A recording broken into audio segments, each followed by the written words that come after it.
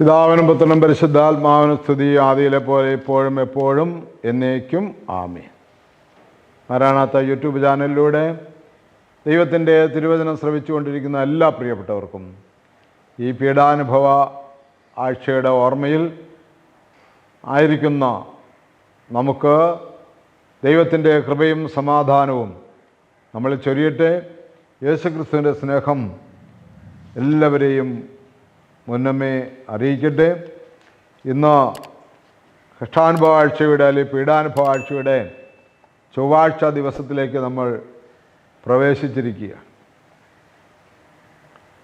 ചൊവ്വാഴ്ചത്തെ ഒരു ധ്യാനമാണ് നമ്മൾ ഇന്ന് ഇവിടെ നമ്മൾ നടത്തുന്നത്. ഒരു വാക്ക് പ്രാർത്ഥിച്ച് നമുക്ക് ആരംഭിക്കാം. നിത്യനും വാഴ്ത്തപ്പെട്ടവനുമായ ഞങ്ങളുടെ സ്വർഗീയ പിതാവേ, ഈ നല്ല സമയത്തിനായി നന്ദി പറയുന്നു, സ്തുതിക്കുന്നു, സ്തോത്രം ചെയ്യുന്നു. അവിടുത്തെ പീഡാനുഭവത്തിൻ്റെ ധ്യാനത്തിലായിരിക്കുന്ന ഞങ്ങൾക്ക് ഞങ്ങൾ തന്നെ ഈ ദിവസങ്ങളിലൊന്ന് പരിശോധിച്ച് ഞങ്ങളുടെ ശരീരത്തിൻ്റെ ബലഹീനതകളെ അവിടുത്തെ കരങ്ങളിൽ ഏൽപ്പിച്ച് തിരുവചനം ആഴത്തിൽ സ്വീകരിച്ചുകൊണ്ട് തിരുവചനം അനുസരിച്ച് ജീവിക്കുവാൻ പ്രാപ്തരാകേണ്ടതിന് അടിയങ്ങളെ താഴ്മയോടെ തിരുമുമ്പാകെ സമർപ്പിക്കുന്നു. അനുഗ്രഹിച്ച് ബലപ്പെടുത്തണമേ. യേശുവിൻ്റെ പരിശുദ്ധ നാമത്തിൽ ചോദിക്കുന്നു, കൃപയോടെ കേട്ട് ഉത്തരം തരുമാറാകണമേ. ആമേൻ. വിശുദ്ധ മത്തായിയുടെ സുവിശേഷം 22-ാമത്തെ അധ്യായം നമ്മൾ ഇപ്രകാരമാണ് വായിക്കുന്നത്. അപ്പോൾ ഫരീസയർ പോയി യേശുവിനെ എങ്ങനെ വാക്കിൽ കൊടുക്കാമെന്ന് ആലോചന നടത്തി. അവർ തങ്ങളുടെ അനുയായികളെ ഹെറോദോസ് പക്ഷക്കാരോടൊത്ത് അവൻ്റെ അടുത്തയച്ച് ചോദിച്ചു, എങ്ങനെ വാക്കിൽ കൊടുക്കാമെന്ന് ഫരീസയർ പോയി ഹെറോദോസിൻ്റെ ആളുകളെ അനുയായികളെ പക്ഷക്കാരോടൊത്ത് അവൻ്റെ അടുത്തയച്ച് ചോദിച്ചു, ഗുരു, നീ സത്യവാനാണെന്നും ആരുടെയും മുഖം നോക്കാതെ നിർഭയനായി ദൈവത്തിൻ്റെ വഴി സത്യമായി പഠിപ്പിക്കുന്നുവെന്നും ഞങ്ങൾ അറിയുന്നു. അതുകൊണ്ട് ഞങ്ങളോട് പറയുക, നിനക്കെന്തു തോന്നുന്നു? സീസറിന് നികുതി കൊടുക്കുന്നത് നിയമാനുസൃതമാണോ അല്ലയോ? പ്രിയമുള്ളവരെ, ഇവിടെ സങ്കീർത്തനക്കാരൻ 41-ന്റെ 6-ാമത്തെ വാക്യത്തിൽ ഇപ്രകാരം എഴുതിയിരിക്കുന്നു. 41-ാമത്തെ സങ്കീർത്തനം 6-ാമത്തെ വാക്യം, എന്നെ കാണാൻ വരുന്നവർ പൊള്ളവാക്കുകൾ പറയുന്നു, എന്നാൽ ഹൃദയത്തിൽ തിന്മ നിരൂപിക്കുന്നു. അവൻ പുറത്തിറങ്ങി അത് പറഞ്ഞു പരത്തുന്നു. Hallelujah, hallelujah. എത്രയോ സത്യമായ ഒരു കാര്യമാണ് പ്രിയമുള്ളവരെ ഇവിടെ നമ്മൾ വായിച്ചു കേട്ടത്. യേശുക്രിസ്തുവിൻ്റെ അടുക്കൽ ഫരീസയർ വന്ന് യേശുവിനെ എങ്ങനെ വാക്കിൽ കൊടുക്കാമെന്ന് ചിന്തിക്കുകയാണ്. സങ്കീർത്തനക്കാരൻ പറയുന്നു, എന്നെ കാണാൻ വരുന്നവർ പൊള്ളവാക്കുകൾ പറയുന്നു, പൊള്ളവാക്കുകൾ പറയുന്നു. പ്രിയമുള്ളവരെ, എൻ്റെയും നിങ്ങളുടെയും ജീവിതത്തിൽ ഇതുപോലെ അനുഭവങ്ങൾ എത്ര ഉണ്ടായിട്ടുണ്ട്. നമ്മളെ കാണുമ്പോൾ പൊള്ളവാക്കുകൾ പറഞ്ഞ് നമ്മളെ വളരെ സ്നേഹിക്കുന്നു എന്നുള്ള ഭാവം നടിച്ച്, നമ്മളെ വളരെയേറെ കരുതുന്നു എന്നുള്ള ഭാവം നടിച്ച്, നമ്മളോട് ചിരിച്ച് സന്തോഷിച്ച് നമ്മളെ പുകഴ്ത്തി പുറത്തേക്കിറങ്ങി നമ്മളെക്കുറിച്ച് മോശമായത് പറഞ്ഞു എന്ന് നമ്മൾ കേൾക്കുമ്പോൾ ആ മനുഷ്യൻ അങ്ങനെ ചെയ്യുമോ എന്ന് നമ്മൾ അതിശയിച്ചു പോകുന്ന എത്രയെത്ര അനുഭവങ്ങൾ എൻ്റെയും നിങ്ങളുടെയും ജീവിതത്തിലുണ്ട്. എത്രയെത്ര കാര്യങ്ങൾ പലപ്പോഴും നമ്മൾ പ്രവർത്തിച്ചിട്ടുമുണ്ട്. അവർ തങ്ങളുടെ അനുയായികളെ ഹെറോദോസ് പക്ഷക്കാരോടൊത്ത് അവൻ്റെ അടുത്തയച്ചു. ഫരീസയരും രാജാക്കന്മാരും ഒന്നായി. കർത്താവിനും അവിടുത്തെ അഭിഷിക്തനുമെതിരെ ഭൂമിയിലെ രാജാക്കന്മാർ അണിനിരക്കുന്നു, ഭരണാധിപന്മാർ കൂടിയാലോചിക്കുന്നു. എന്താണ് അവരുടെ കൂടിയാലോചന? സീസറിന് നികുതി കൊടുക്കുന്നത് ഉചിതമാണോ വിഹിതമാണോ എന്ന് എന്താണ് അങ്ങേക്ക് തോന്നുന്നത് എന്ന് ചോദിക്കുകയാണ്. അതുകൊണ്ട് പ്രിയമുള്ളവരെ, നാം മറ്റുള്ളവരെ വാക്കിൽ കൊടുക്കുന്നതിനുള്ള ചോദ്യങ്ങളുമായി നടക്കുന്നുണ്ടെങ്കിൽ അത് ക്രിസ്തുവിനെതിരെയാണ് എന്ന ഒരു ചിന്ത നമ്മുടെ മനസ്സിൽ രൂപപ്പെടട്ടെ. അവരുടെ അധരങ്ങൾ ആകാശത്തിനെതിരെ തിരിയുന്നു, അവരുടെ നാവ് ഭൂമിയിൽ ദൂഷണം പരത്തുന്നു. സങ്കീർത്തന പുസ്തകം 73:9.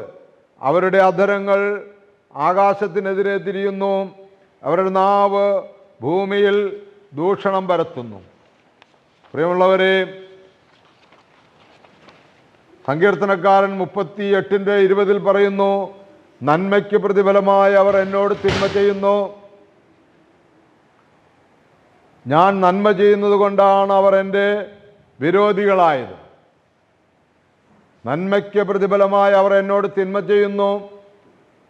ഞാൻ നന്മ ചെയ്യുന്നത് കൊണ്ടാണ് അവർ എൻ്റെ വിരോധികളായത്.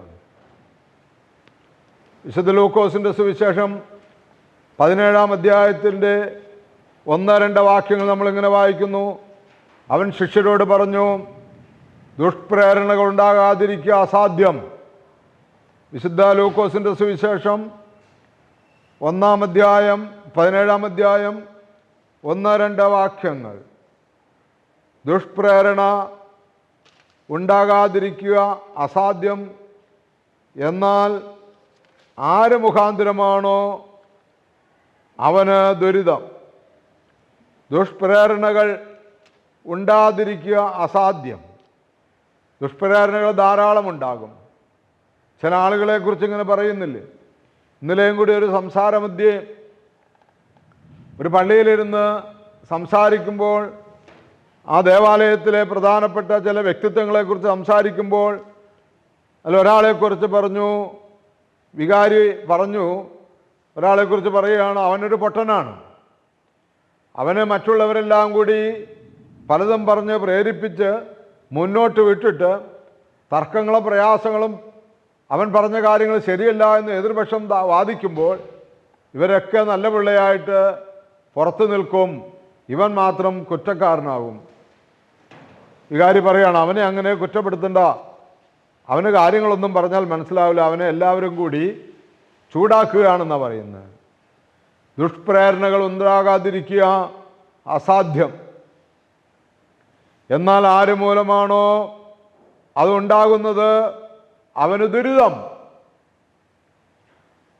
ഫരീസന്മാരും ന്യായശാസ്ത്രിമാരും സന്നിധിൻ സംഘം മുഴുവനും അന്നക്കാലത്തെ ഭരണാധിപന്മാരും രാജാക്കന്മാരെല്ലാം ചേർന്ന് യേശുവിനെ ഇല്ലായ്മ ചെയ്യുവാൻ ദുഷ്പ്രേരണ കൊടുത്തു.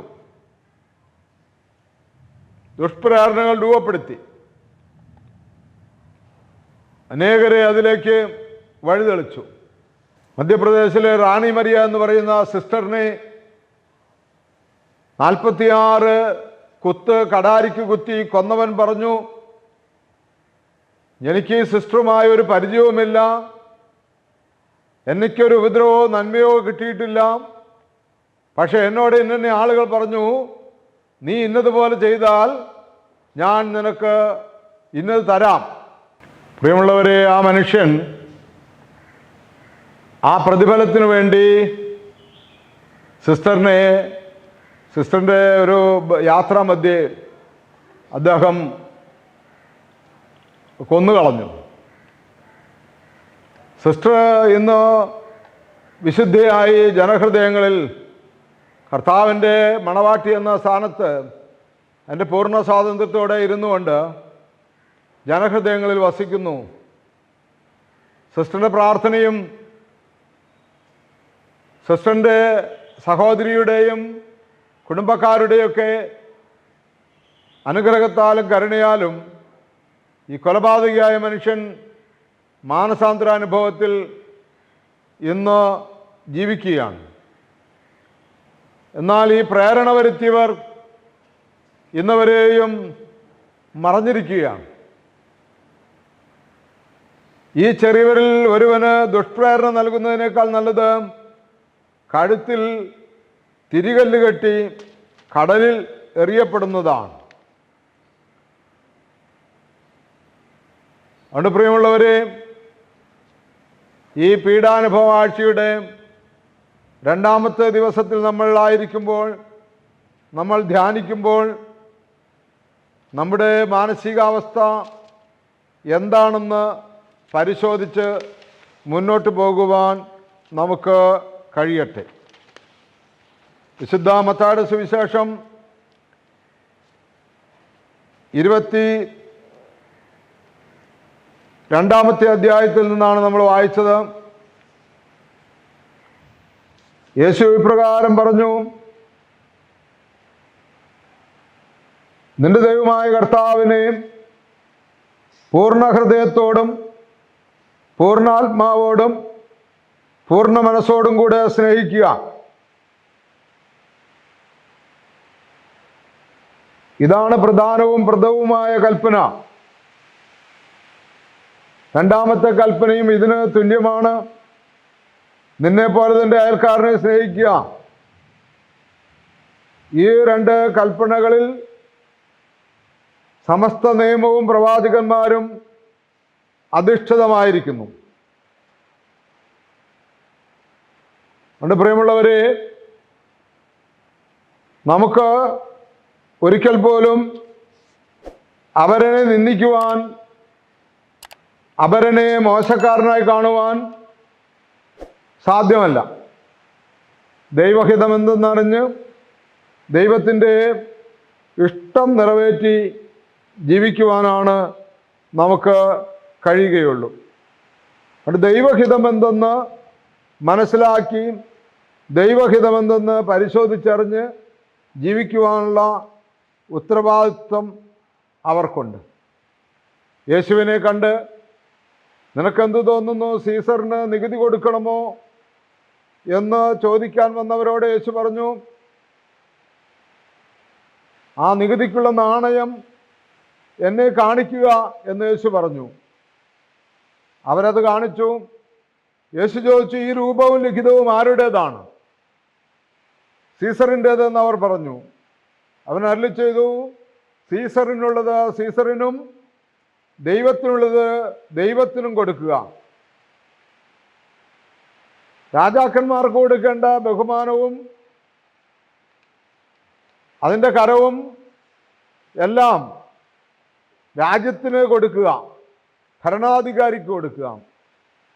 ദൈവത്തിന് കൊടുക്കേണ്ട സ്നേഹവും ബഹുമാനവും ദൈവത്തിന് കൊടുക്കുക. അതുകൊണ്ട് പ്രിയമുള്ളവരെ, ദൈവത്തിൻ്റെ സ്ഥാനത്ത് നമ്മളെ തന്നെ പ്രതിഷ്ഠിക്കുകയോ ദൈവമെന്ന് നമ്മൾ പറയുന്ന ചില സംഭവങ്ങളെ ആരാധിക്കുകയോ ചെയ്യാൻ പാടില്ല എന്ന് ഈ തിരുവചനം നമ്മളെ ഓർപ്പിക്കുകയാണ്. അതുകൊണ്ട് ദൈവകൃപ ചുറ്റപ്പെട്ടവനായി നമുക്ക് മുന്നോട്ട് പോകുവാനായിട്ട് കഴിയണം.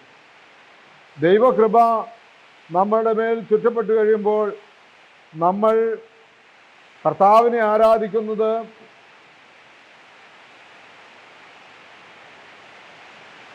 ഏറെ സ്നേഹത്തോടും ഏറെ ബഹുമാനത്തോടുമായിരിക്കും.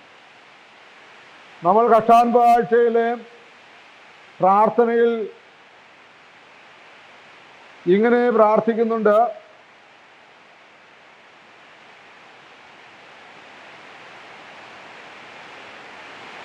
ഫലപുഷ്ടിയുള്ള സ്ഥലത്ത് നട്ടതായ പ്രിയന്റെ മുന്തിരിത്തോട്ടത്തിൽ അവൻ വേല ചെയ്യുകയും അതിനു ചുറ്റും വേലി കെട്ടുകയും എല്ലാവിധ ഫലങ്ങളുടെയും ഭംഗിയാൽ അതിനെ അലങ്കരിക്കുകയും ചെയ്തു. മധുരമുള്ള മുന്തിരിപ്പഴങ്ങൾക്ക് പകരം കയ്പും പുളിയുമുള്ളവ അത് തനിക്കായി നീട്ടിക്കൊടുത്തു. തന്നിമിത്തം അതിനെ താൻ ഉന്മൂലനം ചെയ്യുകയും അത് നിന്ദയും പരിഹാസവുമായി തീരുകയും പകരം മഹത്വത്തിൻ്റെ ഫലങ്ങൾ നൽകുന്ന മുന്തിരിത്തോട്ടം താൻ നട്ടുണ്ടാക്കുകയും ചെയ്തു. ഇസ്രായേലിനെ കുറിച്ച് ദൈവം കരുതിയ ഭാഗം പിതാക്കന്മാർ സംസാരിക്കുന്നതാണ്. ഫലപുഷ്ടിയുള്ള സ്ഥലത്ത് നട്ടതായ പ്രിയന്റെ മുന്തിരി, പാലും തേനും ഒഴുകുന്ന കനാൻ ദേശത്താണ് ഇസ്രായേൽ ജനത്തെ നട്ടത്. അവിടെ വേല ചെയ്യുകയും അതിന് ചുറ്റും വേലി കെട്ടുകയും ചെയ്തു. എല്ലാവിധ ഫലങ്ങളുടെയും ഭംഗിയാൽ അതിനെ അലങ്കരിക്കുകയും ചെയ്തു. ഏദൻ തോട്ടത്തെയും വർണ്ണിക്കാൻ പറ്റിയതുപോലെ മധുരമുള്ള മുന്തിരിപ്പഴങ്ങൾക്ക് പകരം കയ്പും പുളിയുമുള്ളവ അത് തനിക്കായി നീട്ടിക്കൊടുത്തു. ദൈവത്തിൻ്റെ ഓഹരി, നട്ടവൻ്റെ ഓഹരി, ഉടമസ്ഥൻ്റെ ഓഹരി കയ്പും പുളിയുമുള്ളതാക്കി തിരിച്ചു കൊടുത്തു. ഞാൻ ഇങ്ങനെയാണ് നമ്മൾ സങ്കീർത്തനത്തിൽ വായിച്ചത്, ഞാൻ അവർക്ക് നന്മ ചെയ്തതുകൊണ്ടാണ് അവരെനിക്ക് തിന്മ നൽകിയത്. ഞാൻ ചെയ്ത നന്മയ്ക്ക് പ്രതിഫലമായി അവർ എന്നോട് തിന്മ ചെയ്യുന്നു. ഞാൻ നന്മ ചെയ്യുന്നത് കൊണ്ടാണ് അവർ എൻ്റെ വിരോധികളായത്. വീണ്ടും പ്രാർത്ഥിക്കുന്നത് ഇങ്ങനെയാണ്: പുരോഹിതന്മാരും സപ്രയന്മാരും പ്രീശന്മാരും യേശുതമ്പുരാനിൽ ശ്രേഷ്ഠ സൗന്ദര്യത്തിൽ ദർശിക്കിയാൽ അസൂയ നിറഞ്ഞവരായി ഹൃദയങ്ങളെ പരിശോധിക്കുന്നവനായ തന്നെയും ഭൂമിയിൽ നശിപ്പിക്കുവാൻ അവർ മാർഗം അന്വേഷിച്ചു. തന്നെക്കുറിച്ചുള്ള ഇപ്രകാരം നിരൂപിപ്പാൻ അക്രമികൾ നിശ്ചയിച്ചു. തന്നെ കൊല്ലേണ്ടതിനായി വഞ്ചകന്മാർ ആർത്തു വിളിക്കുകയും ചെയ്തു.